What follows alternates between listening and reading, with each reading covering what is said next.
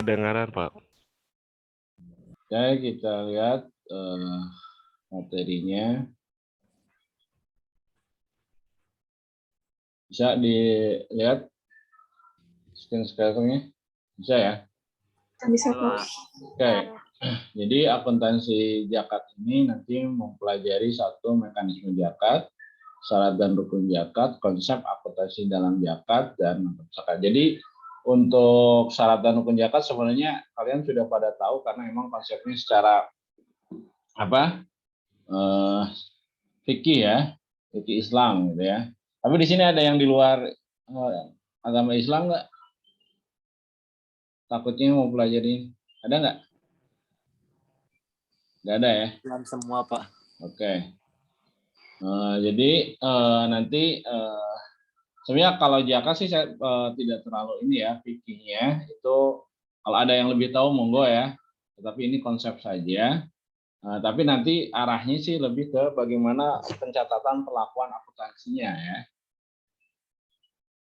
Nah ini konsep dana zakat ya. Zakat adalah sebagian harta yang wajib dikeluarkan oleh muzaki untuk diserahkan oleh mustahik ya.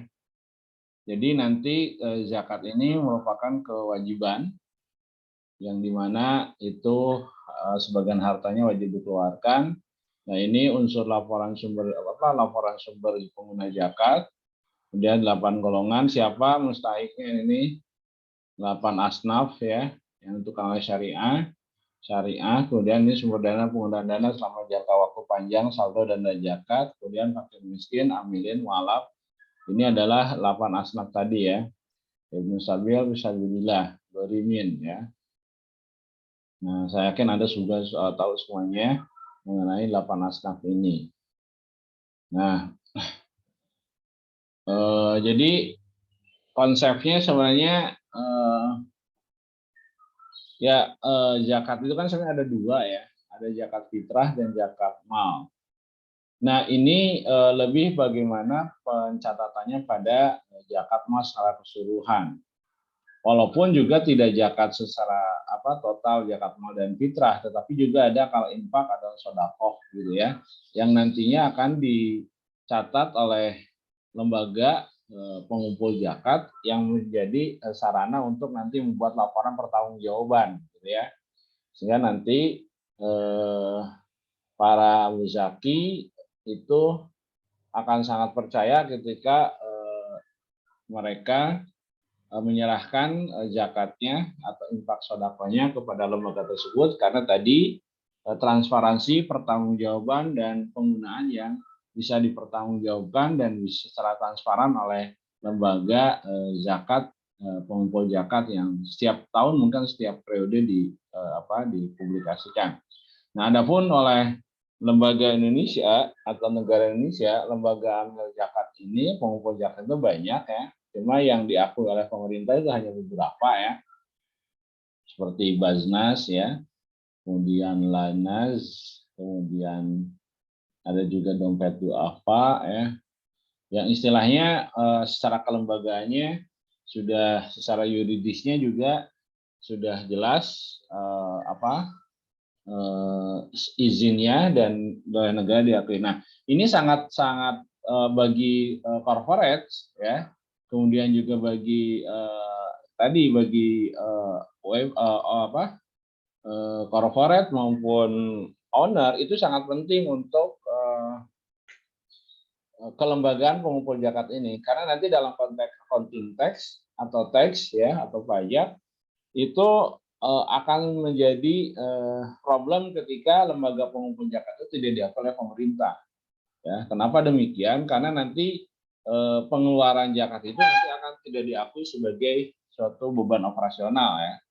Nah, nanti Anda pelajari di akuntansi perpajakan di mana nanti ada yang namanya beban deductible dan non-deductible ya, secara fiskal. Nah ini sangat penting. Nah untuk konsep zakatnya saya rasa Anda tahu, tadi ada zakat fitrah, ada zakat mal, kemudian ada infak, sedekah yang nantinya dikumpulkan dalam pengumpulan oleh kepada lembaga zakat untuk disalurkan kembali ya. Nah ini konsep akuntansi zakat dasarnya adalah PSAK 109 ya. di mana penerimaan zakat diakui pada saat kas atau aset lainnya diterima dan diakui sebagai penambah dana zakat. Ya. Jadi PSAK 109 ini biasanya konsepnya adalah aktual basic bisa ya, cash basis juga, tapi biasanya konsep pengumpul zakat adalah menerima langsung pada saat penerimaan aset tersebut ya. Nah, contohnya di sini jika penerimaan dana zakat atau dana infak sedekah itu diterima dalam bentuk kas, maka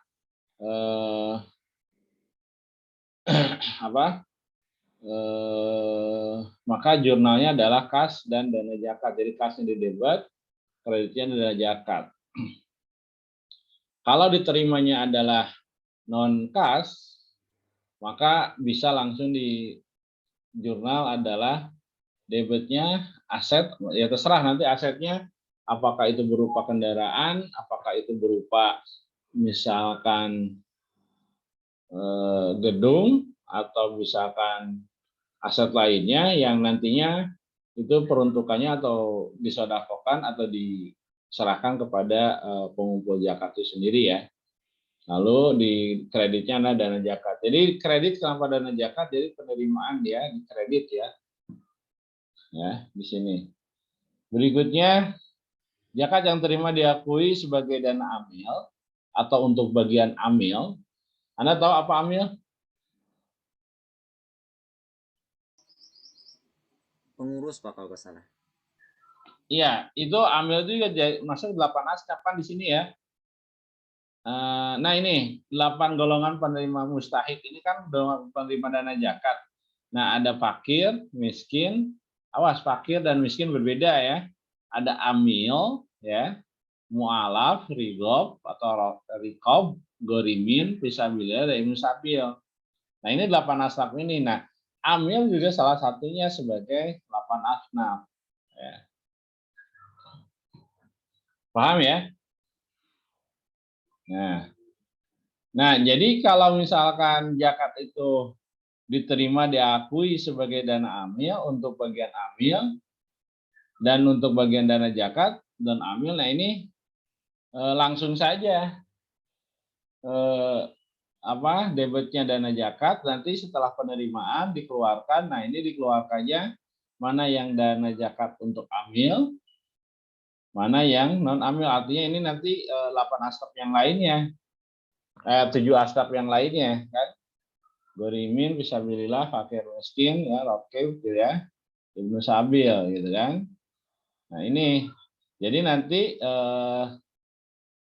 ya tadi kan secara hukum fikih Islam kan jelas presentasinya amil adalah hanya 5% kan dari semua penerimaan zakat itu sendiri, gitu ya. Ya nanti Anda lihat aja kalau misalkan nanti Anda mulai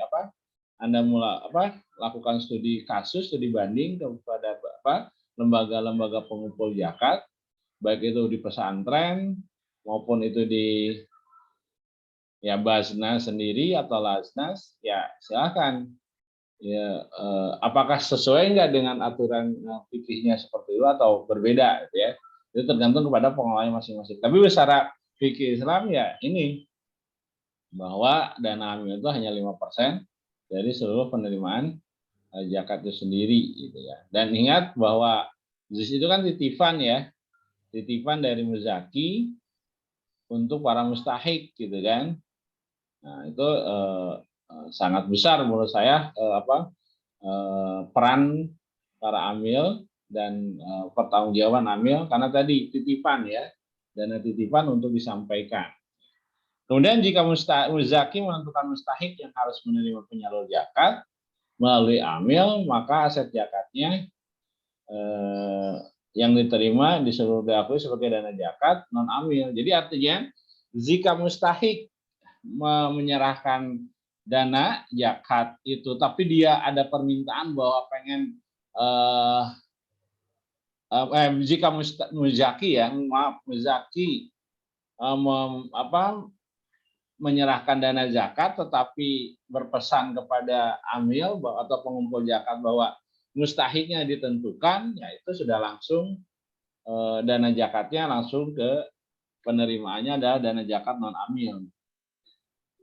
ya. Walaupun nanti dalam konteks berbagai pengumpul zakat itu akunnya akan sangat berbeda ya, atau mungkin berbeda ya, tidak mutlak mesti sama seperti ini ya. Tapi apakah dana amil langsung atau zakat amil atau gimana ya?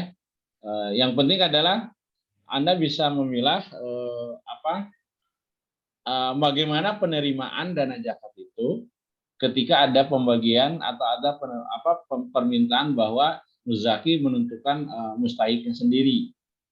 Jadi misalkan Samsudin nih mau nyerahin dana zakat 100 juta, tetapi Samsudin pesan ke misalkan ke Basnas yang untuk mustahiknya adalah ini loh untuk para pakin misi yang ada di RT ini atau di RW ini, atau misalkan diserahkan untuk para pakin misi yang kena bencana yang di daerah ini, itu bisa saja berpesan seperti itu ya. Walaupun kalau kebanyakan sih untuk khususnya ke Basnas atau lain-lain ya biasanya muzaki tidak menentukan gitu ya. Pokoknya saya serahkan dana zakat, silakan lembaga yang mengatur penyalurannya gitu ya. Nah ini ya. Jadi langsung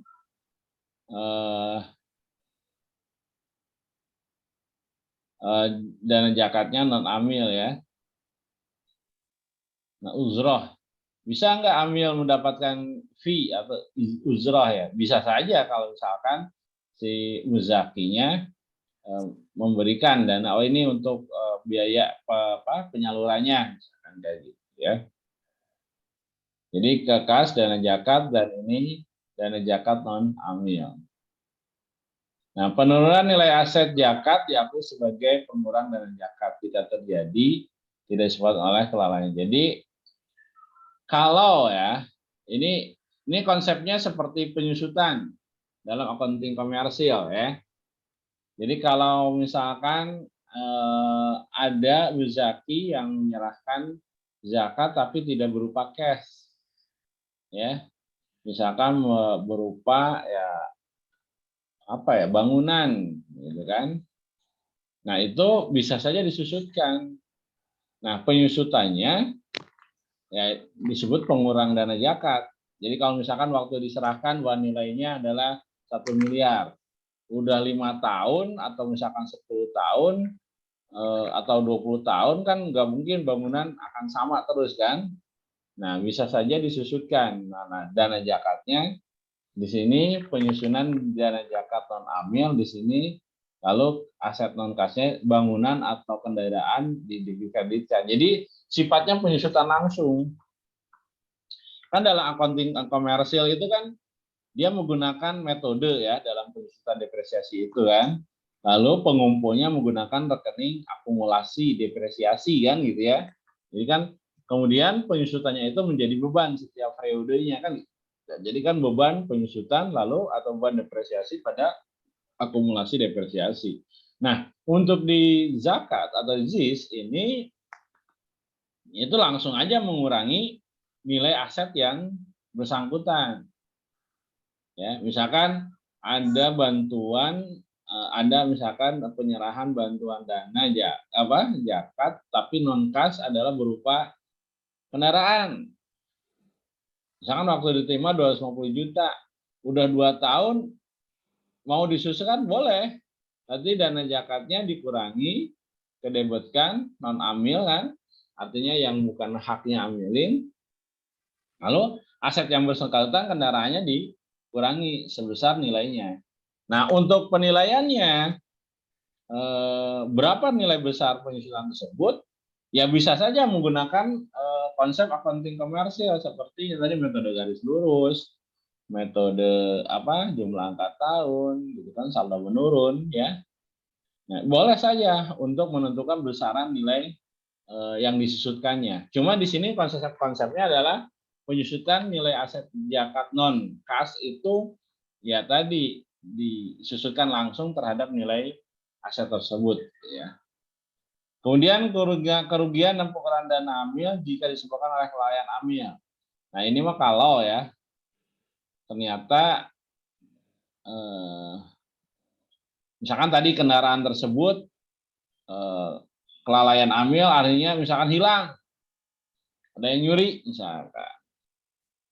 Nah ini karena kelalaian, maka kerugiannya harus ditanggung oleh dana zakat amil. Jadi kan aset kasnya berapa, jadi dana kas amilnya dikurangi sesuai dengan kerugian tersebut. Misalkan nih, Risna tadi menyerahkan motor untuk operasional Basnas misalkan. Ternyata dipakai oleh amil atau pengurus Basnas, lalu hilang, gitu kan?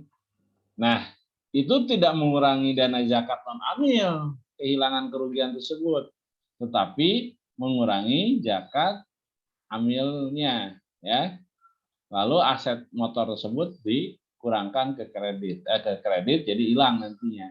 Jadi dana zakat non amilnya tidak berubah, tetapi yang berubah adalah zakat amilnya. Ya. Sampai sini bisa dipahami nggak? Gelar, gimana Gelar? Bisa Pak, bisa dipahami. Ya, Rizky? Bisa Pak. Saya masih ngantuk ya, Novita? Bisa, Pak. Oke, bisa ya, Aisyah Santi, bisa? Paham ya? Pak. Oke, berikutnya. Zakat yang disalurkan kepada mustahik diakui sebagai pengeluaran dan zakat. Nah, kalau tadi kan saat penerimaan, nah sekarang bagaimana saat penyaluran? Tadi, ketika disalurkan dana zakat tersebut atau JIS tersebut, ya tadi, kalau untuk yang non-amil berarti kan dana zakatnya kan tadi di sini ya, mana ya? Nah ini kan, tadi kan non-amil di sini kredit kan, pendapatan, artinya penerimaan. Kalau zakat kan, nah, sekarang kalau disalurkan maka dana kas non-amilnya ke debit. Kalau berbentuk kas ya, lalu kas dana zakat ya. Berbentuk uang ini ya. Kalau dilakukan tadi dalam bentuk aset, ya tadi dana zakat non-amil di sini asetnya juga yang dikurangkan. Ya. Mudah ya. Pengeluaran kayak pengeluaran kas atau pengeluaran perlengkapan lah gitu ya istilahnya. Tapi ini penyerahan ya, penyerahan dana apa ZIS ini yang merupakan non amil ya, amilin.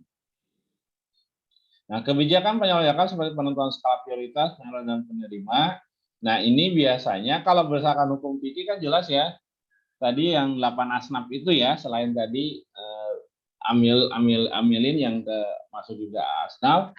Tapi ya silakan prioritasnya kemana? Apakah fakir miskin, apakah gorimin atau ibnu sabil atau fisabilillah, ya silahkan prioritaskannya kemana. Biasanya kebijakan dari lembaga itu sendiri ya.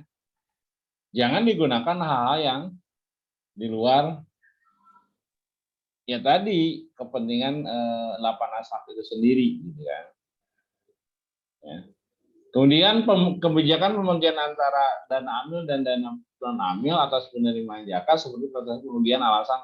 Nah ini sebenarnya kan dalam fikihnya sudah ada ya berapa amilinnya itu ya. Tapi nggak tahu dalam konsep pelaksanaan. Ya silakan nanti Anda coba aja studi banding. Kira-kira Anda pelajari dulu hukum fikihnya berapa sih persentase yang ZIS untuk amilin tersebut, lalu kaitkan dengan lembaga-lembaga penyalur dana zakat apakah seperti itu atau tidak dalam konteks tadi persentase pembagiannya. Ya. Kemudian juga harus konsisten nih dalam menerapkan kebijakannya, jangan sampai dalam satu periode kebijakan itu inkonsisten, artinya misalkan 3 bulan pertama sekian persen, 4 bulan ke berikutnya sampai ke 10 bulan sekian persen. Nah itu nanti dalam laporan keuangannya akan menimbulkan tadi pertanyaan dan biasanya tidak bisa diterima ketika tadi konsistensi kebijakan. Nah, konsistensi kebijakan itu biasanya harus dilakukan dalam satu periode ya. Kalau tuh ada perubahan yang sifatnya insidensial ya harus dijelaskan nanti dalam konteks CALK-nya atau catatan atas laporan keuangannya. Ya. Berikutnya adalah metode penentuan nilai wajar yang digunakan dalam penerimaan zakat berupa kas ya tadi ada baiknya menggunakan metode yang sudah ditetapkan oleh PSAK 109 tadi atau tadi berdasarkan tadi konsep yang berlaku umum ya tadi apakah dengan garis lurus kan yang diakui dua-duanya itu biasanya oleh akunting komersial dan fiskal adalah hanya 2 garis lurus dan saldo menurun. Nah itu yang biasanya diakui oleh fiskal dan akunting komersial. Kalau di akunting komersial kan ada 4 ya. Selain tadi garis lurus saldo menurun, ada jumlah angka tahun dan satuan produksi ya. Kemudian rincian jumlah penyalur dana zakat yang mencapai jumlah beban pengolahan dan jumlah dana yang terima langsung mustahik dan hubungan istimewa antara amil dan mustahik yang meliputi sifat pekerja. Ini harus dijelaskan ya. Bahkan kalau dalam konteks independennya yang menerima tadi kan yang menerima itu kan mustahik. Mustahik itu kan ada 8 asnaf. Harus bisa tadi keluar dari konteks hubungan istimewa, jangan sampai misalkan amilinya Siti Rohimah. Nah, terus dikasihkan kepada misalkan tadi ini misalkan fakir miskin, tapi misalkan fakir miskin itu misalkan adiknya atau keluarga itu berusaha dihindari gitu kan. Atau misalkan family-nya. Tadi kenapa? Karena tadi untuk menghilangkan konteks kecurigaan atau tadi konteks keluar dari 8 asnaf tadi. Sebisa mungkin gitu ya. Konteks hubungan istimewa dengan antara amilin dan mustahik itu tidak ada gitu kan. Ya. Kemudian sifat hubungan istimewanya, jumlah dan jenis aset yang disalurkan harus terperinci gitu kan. Itu sebisa mungkin dihindari sebenarnya. Tapi ya nggak tahu bagaimana pelaksanaannya, coba aja gitu ya, Anda studi banding ya. Nah, persentase dari aset yang disalurkan tersebut dari total penyaluran selama periode, keberadaan dana non halal jika ada diungkapkan dari kebijakan atas penerimaan dan dana alasan dan jumlahnya. Kalau ya, tapi kan biasanya ya penumpul zakat tidak tahu kan si muzaki itu dananya berasal dari mana yang kita tahu ya. Kadang-kadang tidak mempertanyakan alasan atau sumber-sumber dana tersebut. Gitu kan. Ya. Nah ini kinerja amil atas penerimaan penyaluran dana zakat dan dana infak ini nanti akan menjadi pertimbangan para muzaki dan halayak dan publik ketika tadi transparansi dan pertanggungjawaban yang jelas, kemudian konsistensi dalam kebijakan, kemudian tepat sasaran dalam penyaluran itu adalah merupakan kinerja amil yang paling menonjol dan yang paling akan diutamakan oleh para muzaki dalam menyalurkan dana-dana zakat tersebut ya. Jadi kalaulah nanti misalkan Fahmi jadi ketua Basnas misalkan gitu ya, harus benar-benar tadi Al-Amin terpercaya, jujur, kemudian tadi yang penting adalah sesuai dengan kaidah fikih yang jelas tentang tadi pembagian dana juz tersebut ya. Kalau zakat udah jelas kan dananya udah jelas ada. Yang masalahnya infak sedekah ya itu silahkan ya. Kalau zakat kan jelas ya. Ingat untuk penyaluran infak yang 8 asnaf itu adalah wajib bagi dana yang bersumber dari zakat. Kalau infak sedekah ya itu beda lagi ya. Nah, itu konteksnya. Nah, ini akuntansi dana infak dan sedekah. Kalau tadi zakat jelas ada 2 sumber, zakat fitrah dan zakat mal. Tapi yang konteksnya ya sebenarnya yang tadi ke zakat mal ya, karena zakat fitrah biasanya sekaligus ya, penerimaan langsung sekaligus dibagikan. Nah, untuk penerimaan infak sedekah diakui pada saat kas atau aset lainnya diterima dan itu sebagai penambah dana infak sedekah jika diterima dalam bentuk kas dikali sebesar jumlah diterima tetapi jangan menungkas nilai wajarnya. Jadi nanti Anda ketika menerima, kalau berupa kas kan tidak masalah, menerima misalkan infak dari PT Siti Rohimah misalkan, sebesar 40 juta ya, oke uangnya. Tapi kalau misalkan berupa non kas, nah ini harus dinilai dulu nilai wajarnya. Misalkan penerimaan infak sedekah semen, misalkan gitu ya, nah, semen misalkan, atau pasir misalkan ya, atau misalkan tami juragan jagung misalkan, gitu ya, juragan singkong. Nah, bagusnya itu sebelum diakui harus apa? Dinilai dulu secara wajar, atau nilai pasar juga boleh, tapi secara wajar juga boleh. Berapa nilai tersebut? Misalkan 1 ton jagung itu dari tami itu berapa? Kan bisa dinilai dulu gitu kan. Lalu masukkan ke dana infak dan sedekah ya. Infak yang diterima diakui sebagai dana amil. Nah, ya sama ya. Jadi sudah diterima, ini pengumpulannya lalu dibagi dalam penyalurannya, mana yang masuk dana amil dan mana yang masuk dana non amil. Ya. Itu seperti tadi zakat, mana yang zakat amil, mana yang zakat non amil. Ini.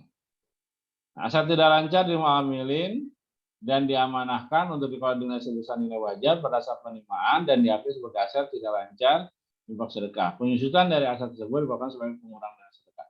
Sama tadi kalau misalkan asetnya aset tetap ya boleh dinilai wajar dalam kurun waktu tertentu ya, misalnya 1 tahun mau dikurang nilai wajar yang boleh. Ya, tadi sifatnya langsung untuk penyesuaian nilai wajarnya tersebut ya.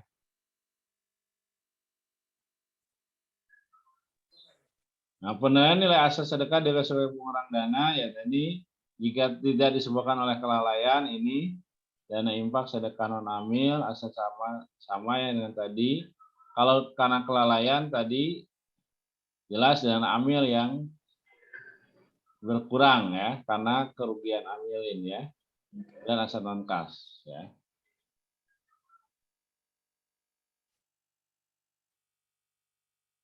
Nah ini, nah jikalau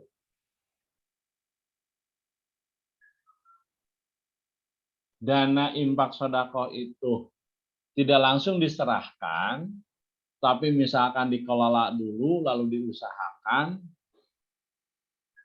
ya tadi hasil dana dari pengolahan tersebut harus dimasukkan dan sebagai penambah dana infak. Ini contohnya gini, misalkan ada dana infak sedekah 1 miliar diterima oleh misalkan pengumpul dana infak sedekah misalkan dipimpin oleh Fahmi misalkan. Nah sama Fahmi dana itu nggak langsung disalurkan lagi kepada tadi yang membutuhkan, tetapi sama Fahmi misalkan dana itu dikelola lalu diinvestasikan dalam usaha. Ya. Nah, penerimaan usahanya atau hasil dari usahanya itu harus juga menerima atau menambah dana infak sedekah tersebut. Nah, jadi harus ditambahkan. Tapi ya biasanya sih dana infak sedekah ya langsung ya disalurkan untuk kebutuhan-kebutuhan. Ya jarang. Nggak tahu ya apakah ada nggak. Coba deh nanti tugasnya Anda ya coba lakukan studi banding kasus atau studi kasus ke tempat-tempat pengumpul zakat, bagaimana proses pengakuan tadi, pengakuan asetnya, konsep tadi depresiasinya, kemudian penyaluran dananya seperti apa, ya. Jadi nanti Anda bisa presentasi itu hasil dari kunjungannya atau studi bandingnya. Oh ternyata di pengumpul zakat ini organisasi seperti ini Pak. angka seperti ini, kalau penyaluran seperti ini, persentasenya seperti ini, penyusutannya seperti ini, gitu kan. Hingga bagaimana pelaporannya seperti ini, ya. Nah itu nanti coba Anda mulai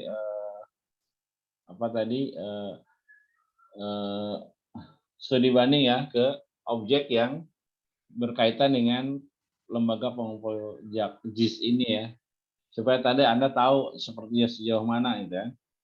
Gak masalah kan Anda mahasiswa, jadi boleh menanyakan, Pak saya pengen tahu bagaimana sih konsep pelaporannya, bagaimana sih konsep penyalurannya, kan gitu ya. Supaya nanti sebagai bahan kajian gitu aja ya. Dicoba ya. Jadi nanti hasil dari dana yang diusahakan itu harus harus dimasukkan juga sebagai penambah dana infak sedekah. Nah ini sama tadi kalau yang diserahkannya kepada non amil, nah non kas ya tadi non amil ya.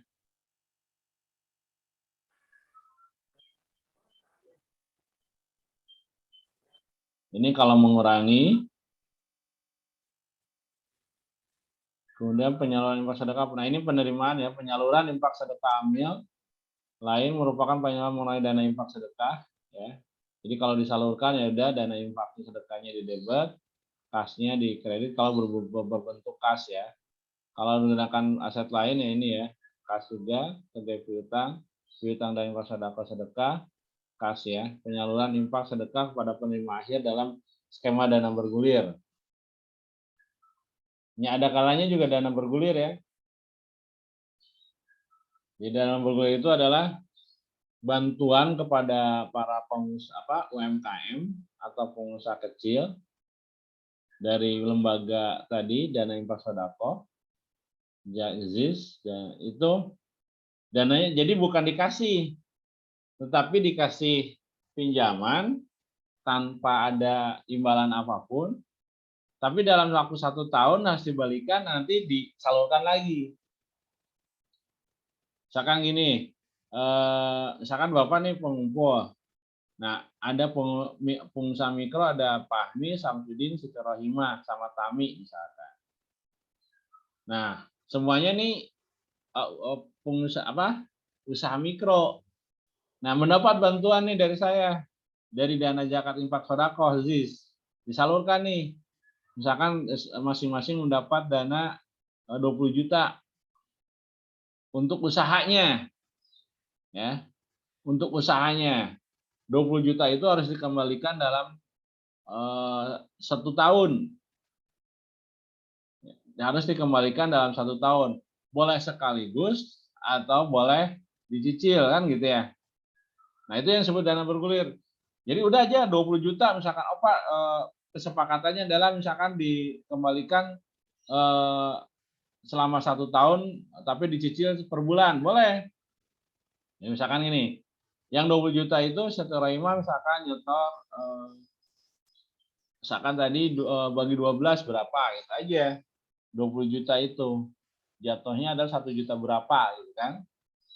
Nah, itu dikembalikan tanpa ada imbalan apapun lagi gitu kan. Nah, udah terkumpul 1 tahun berikutnya misalkan dari tadi kan dari Rahimah, Samsudin, Fahmi dan Tami. Nah, lalu saya salurkan lagi kepada pengusaha lainnya. Ke Dinda, ke siapa gitu kan. Nah, itu yang disebut dengan penggunaan dana infak sedekah yang digunakan secara dana bergulir. Ya. Jadi tidak diserahkan secara cuma-cuma, tetapi diserahkan, dipinjamkan berdasar untuk menjadi sebuah investasi usaha gitu kan. Jadi dana infak itu diharapkan bisa membangkitkan ekonomi umat gitu kan. Kalaupun tidak berhasil ya tidak mesti harus menjadi beban gitu aja. Tetapi ya diusahakan tadi dana tersebut bisa terus bergulir.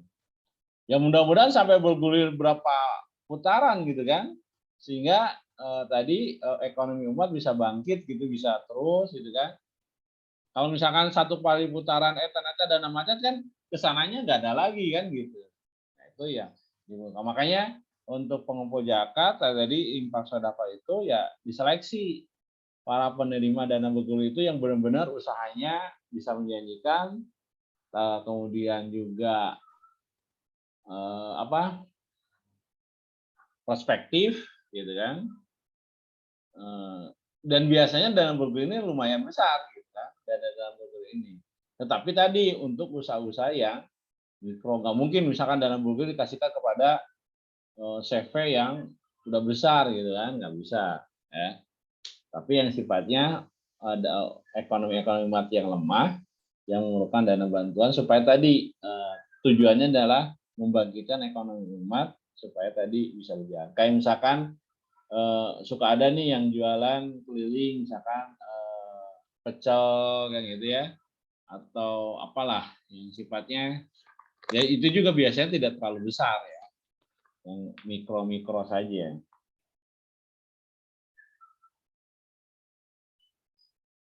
Nah, adapun laporan keuangan Amilin sama aja konsepnya dengan akuntansi organisasi entitas nirlaba yang lainnya ya. Jadi dasarnya kepada ISAK 35 ya. Nah, neraca, laporan posisi keuangan, laporan pengelolaan dana, perubahan aset kelola, arus kas, dan catatan laporan keuangan. Jadi untuk laporan keuangannya sama saja dengan akuntabilitas nirlaba yang lainnya seperti itu. Tapi kemarin yayasan, pesantren, jadi sama laporan keuangannya itu, ya. Oke, sampai sini ada pertanyaan? Monggo.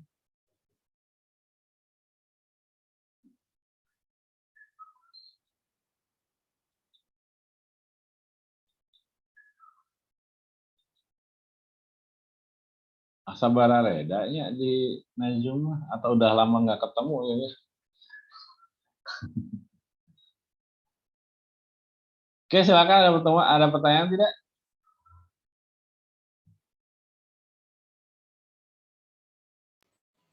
Rizky sangat gendutan ya namanya.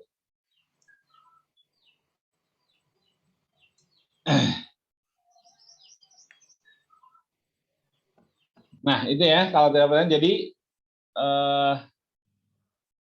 tugasnya adalah studi banding ya, studi banding, studi kasus. Silahkan Anda. Yang penting saya tidak mewajibkan harus semuanya, tapi minimal ada laporan. Silahkan Anda ya 1 minggu 2 minggu mau melakukan studi banding, kaji bagaimana konsep tadi. Yang intinya adalah ingin mengetahui konsep bagaimana perlakuan akuntansi dalam organisasi entitas pengumpul JIS tersebut, gitu kan. Baik dari segi penerimaannya seperti apa, penyaluran seperti apa, kemudian konsep pelaporannya seperti apa, ya, sehingga nanti Anda punya gambaran secara aturan fikih seperti apa, konteks di lapangan seperti apa. Ya mudah-mudahan jadi problematika, ada problem apa yang benar-benar nanti mudah-mudahan ada sebuah solusi ya bagi Anda atau bagi yang lain, bagaimana kasus itu atau misalkan studi banding ini menjadi sebuah bahan. Ya ke depan ya barangkali di salah satu Anda ada yang berkecimpung di organisasi-organisasi seperti itu ya. Ya siapa tahu nanti misalkan Siti Rohimah jadi ketua Basnas Kabupaten Sumedang, ya. Samsudin misalkan ketua Laznas kan gitu ya, kalau provinsi Jawa Barat misalkan, bisa saja ya. Oke, silakan ada yang mau tanyakan tidak? Tidak ada. Kalau tidak ada saya rasa cukup untuk hari ini. Biasa nanti daftar hadir di YouTube saja, nanti saya share di YouTube-nya. Yaitu tadi tugasnya, pokoknya nanti Zoom-nya atau tugasnya membahas hasil laporan aja ya. hasil laporan dari Anda kunjungan yang sudah siap minggu depan monggo ya. Lalu minggu berikutnya siapa, gitu ya, yang sudah siap. Karena intinya untuk akuntansi nilaba, kalau yang sifatnya entitas di luar government, ya, di luar pemerintahan, itu laporan akhirnya atau financial reportnya berlakunya berdasarkan ISAK 35.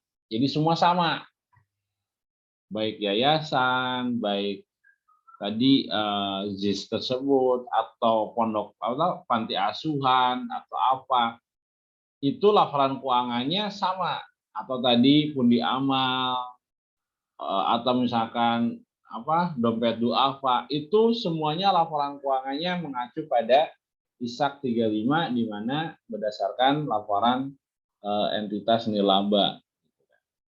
Hanya mungkin dalam konteks perlakuan siklus akuntansinya berbeda karena tadi bidang garapannya mungkin yang berbeda-beda. Ini yang sifatnya non government ya, berbeda dengan yang government yang kayak kemarin BLU ya, Badan Layanan Umum. Nah, itu ada konsepnya berdasarkan konsep SAV, standar akuntansi pemerintahan. Ya, kantor BLU itu. Dan biasanya acuannya pada peraturan pemerintah. Ya. Nah itu ya. Nah jadi untuk pembahasan materi akuntansi nilaba ini ke depan kita akan sampai sharing tentang studi banding Anda, ada konsep. Nah saya buka lagi nih perluas. Kalau misalkan Pak saya tidak menemukan pemohon zakat, boleh nggak saya misalkan pesantren, bolehkah saya misalkan yayasan? Ya boleh, silahkan. Ya. Yang penting adalah Anda punya gambaran secara real di lapangan bagaimana perlakuan akuntansi nilaba yang konteksnya tadi JIS tersebut, khususnya JIS di lapangan seperti apa pelaksanaannya. Jadi Anda punya gambarannya. Nah itu saja untuk hari ini tugasnya. Ya, silahkan nanti selama 1 minggu 2 minggu ke depan Anda melakukan studi banding ya, untuk tadi jadi konteksnya adalah sebagai mahasiswanya melakukan studi banding ya. Oke, ada yang tanyakan?